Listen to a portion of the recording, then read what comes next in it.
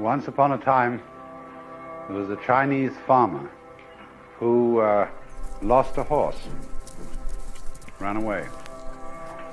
And all the neighbors came round that evening and said, "That's too bad." And he said, "Maybe." The next day, the horse came back and brought 7 wild horses with it. And all the neighbors came around and said, "Why, that's great, isn't it?" And he said, "Maybe." The next day, his son was attempting to tame one of these horses and was riding it and was thrown and broke his leg. And all the neighbors came round in the evening and said, "Well, that's too bad, isn't it?"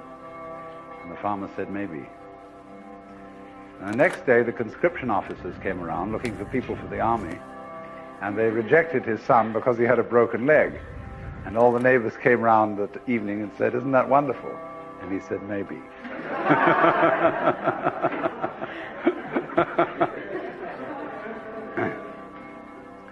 The whole process of nature is an integrated process of immense complexity, and it is really impossible to tell whether anything that happens in it is good or bad,